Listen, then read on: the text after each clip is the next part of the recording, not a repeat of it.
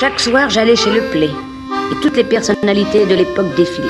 Fernandel, Jeanne Marnac, Jeanne Aubert et tant d'autres. Moi, je ne connaissais personne. Comme je chantais encore dans la rue, je n'avais pas les moyens d'aller au spectacle. Ladies and gentlemen. Vous écoutez Close-Up Dramatique, le balado sur l'âge d'or du cinéma. En arrivant chez Le Play, je suis tombée dans ses bras et je lui ai dit « Vous savez, papa, j'ai l'impression que tout le monde s'est moqué de moi là-bas. Cela n'a aucune importance, me dit-il. Si tu as senti cela, c'est que tu es sauvée, ma petite fille, et tu deviendras quelqu'un de très bien. » À la fin de l'année 1935, le directeur artistique Louis Le Play découvre une jeune Édith Piaf dans les rues de Paris. Il deviendra son mentor. Moins d'un an plus tard, le 6 avril 1936, on retrouve l'homme assassiné dans son lit. Les enquêteurs soupçonnent l'entourage de la nouvelle protégée de Le Play, et si c'était même elle. Tu sais, j'ai l'impression qu'il va m'arriver une grande catastrophe. J'ai comme une angoisse. Un peu plus tard, j'arrivais chez Le Play. Il y avait beaucoup de monde dans la maison. C'est affreux, monsieur Le Play est mort, il a été assassiné. Je restais pétrifiée. Et avant que personne n'ait pu me retenir, je bondis dans sa chambre.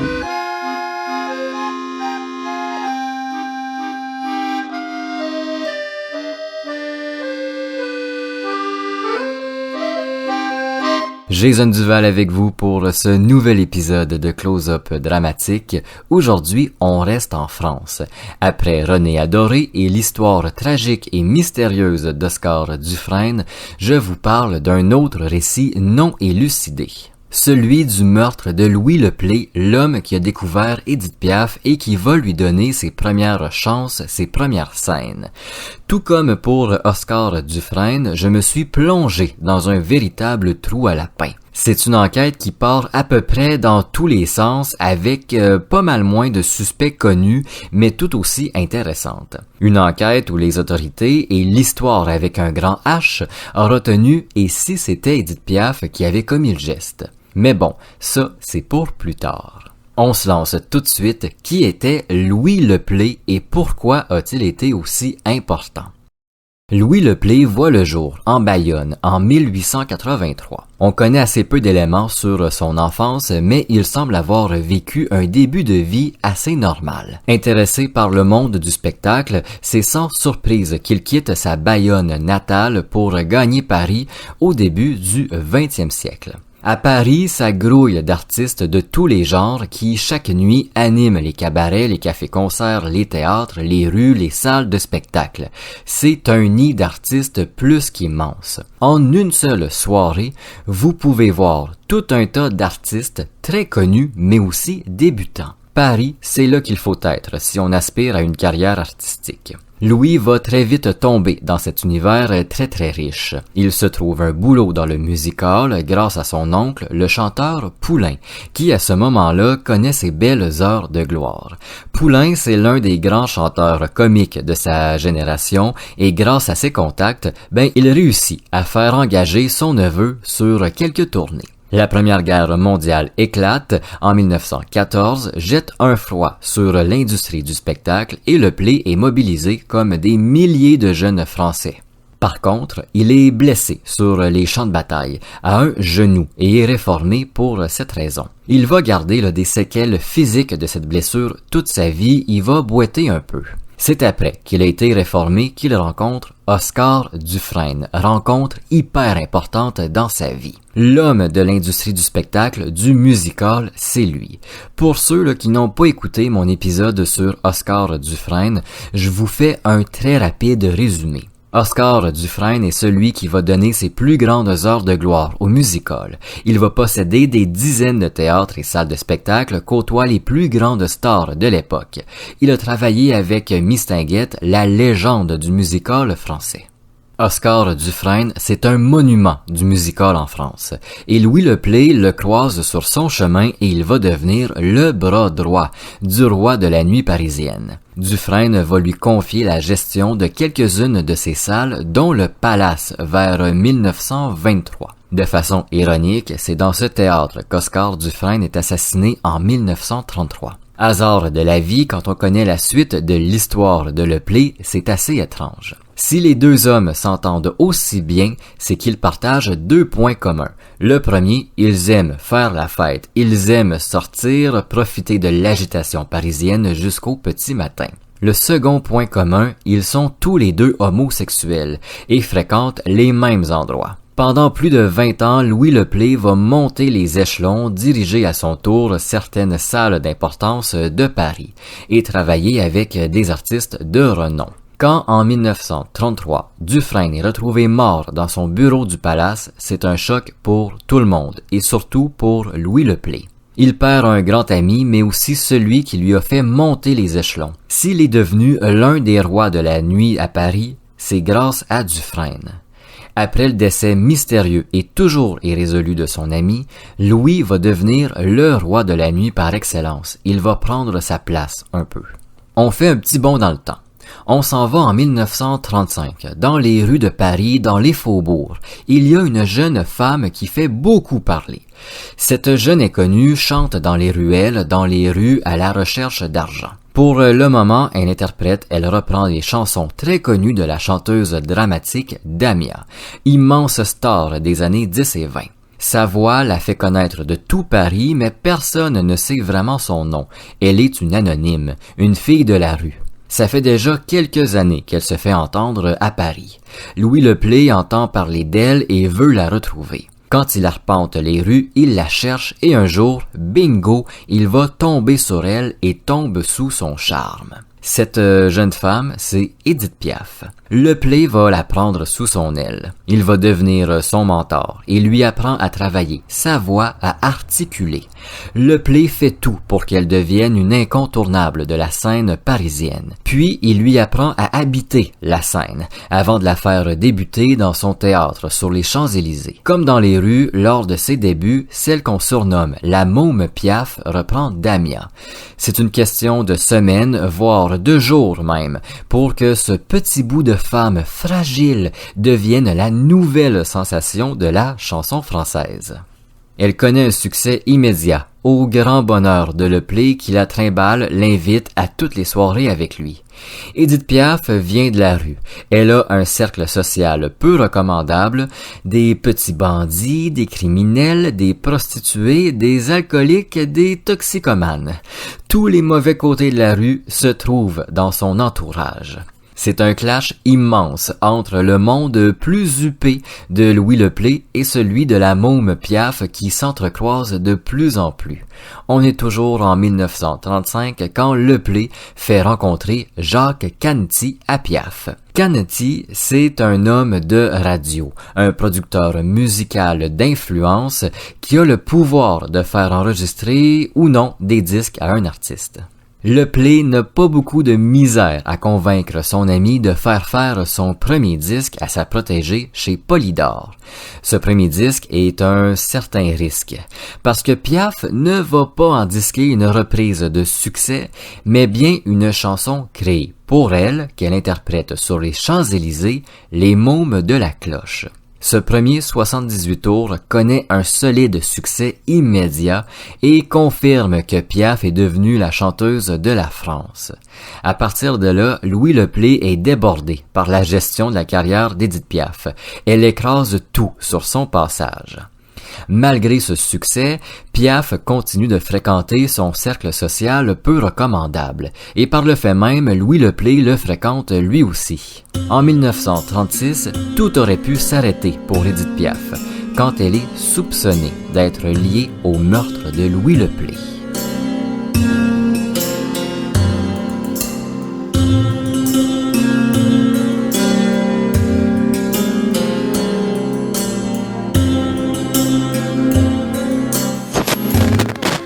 C'est nous les mômes de la cloche, clochard qui...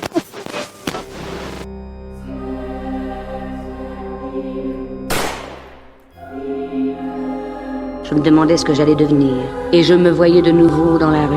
Quand Louis Le Play est mort, je me suis retrouvée un petit peu, c'est-à-dire désemparée, me rendant compte que, mon Dieu, je ne connaissais pas mon métier. Je l'avais d'abord jamais pris très au sérieux, je chantais comme ça venait. J'avais pris le goût des bravos, j'avais pris le goût d'une salle, d'un public. Le 6 avril 1936, moins d'un an après avoir découvert Édith Piaf, Louis Le Play est assassiné dans son lit. Il avait seulement 52 ans. Les autorités sont contactées par la femme de ménage de Lepley qui a tout vu, tout entendu. Selon elle, tôt en matinée du 6 avril, 4 hommes au visage découvert entrent sans hésitation chez Lepley. Elle n'avait jamais vu ces individus. Les 4 hommes entrent sans parler, ligotent la femme, puis Lepley. Ils emmènent le directeur artistique dans sa chambre et c'est là que la ménagère entend crier. Elle comprend qu'il cherche un montant d'argent que Lepley indique ne pas avoir sur place, un coup de feu, puis plus rien. Les hommes cherchent dans les tiroirs, dans les placards et repartent en vitesse. Après plusieurs minutes, certaine que les individus sont partis, elle réussit à défaire ses nœuds et découvre Lepley mort sur son lit. Sur place, les policiers découvrent que les hommes n'ont rien volé. Aucun montant d'argent n'a été dérobé. Il y avait pourtant des billets sur un bureau, dans des tiroirs, mais ils y sont toujours. Que cherchaient-ils alors? Un énorme montant d'argent en particulier, un objet de valeur, on le saura jamais vraiment malheureusement. La chambre du directeur n'a pas été saccagée. Elle a été visiblement fouillée, mais rien n'a été abîmé. Les enquêteurs connaissent la réputation de Lepley, roi de la nuit parisienne et homosexuel aux multiples amants. Ils pensent pour commencer à un crime de mœurs, un amant jaloux qui aurait envoyé ou participé à ce crime. Mais, quelques minutes après, Édith Piaf monte lentement l'escalier en esquivant les policiers. La jeune star de la chanson ne comprend rien à ce qui se passe. Elle est effrayée.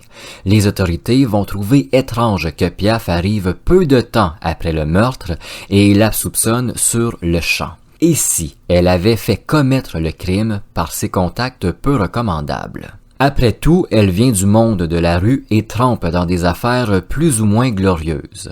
Elle n'est pas inconnue des services de gendarmerie. La môme Piaf est placée en garde à vue et elle est interrogée comme si elle était une criminelle. On l'empêche de dormir et elle est tellement ébranlée par la mort de son Pygmalion qu'elle n'arrive pas à répondre aux questions. La seule chose qu'elle arrive à déclarer, c'est qu'elle ne sait rien. Elle ne connaît pas les 4 hommes venus assassiner Louis Lepley.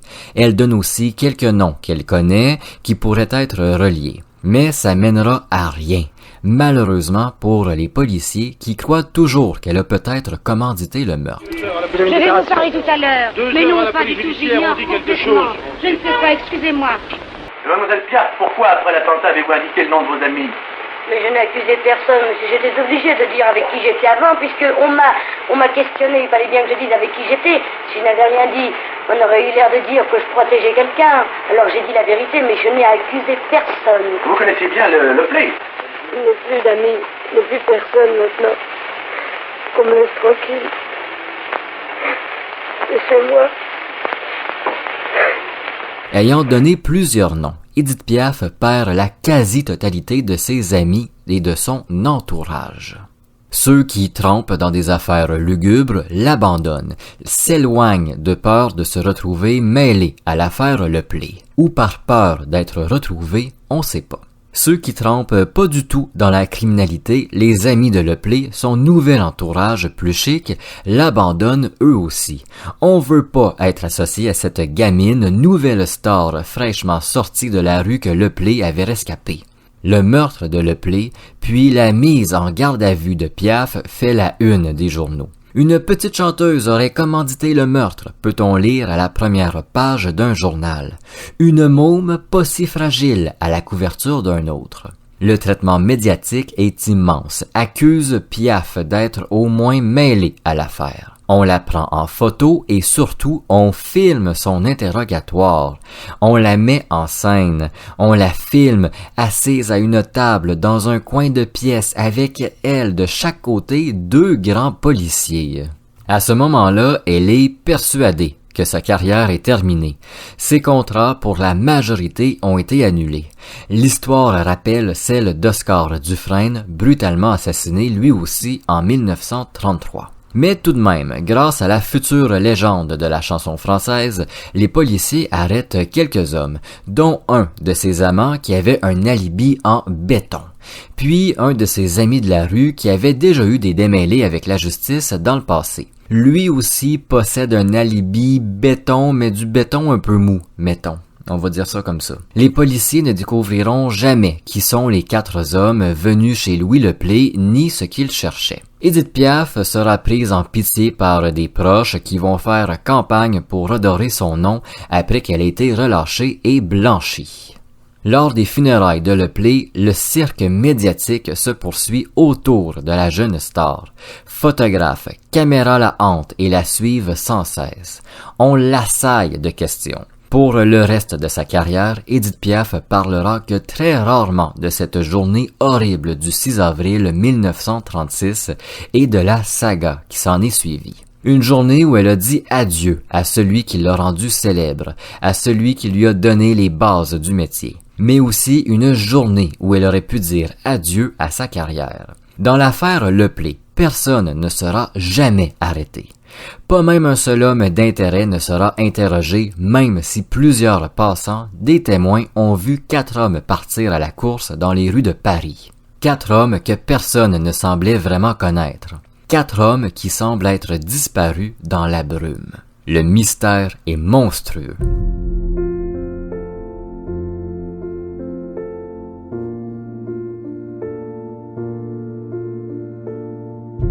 Cent ans après le meurtre de Louis Leplay, on se pose toujours la question « Qui sont les coupables ?»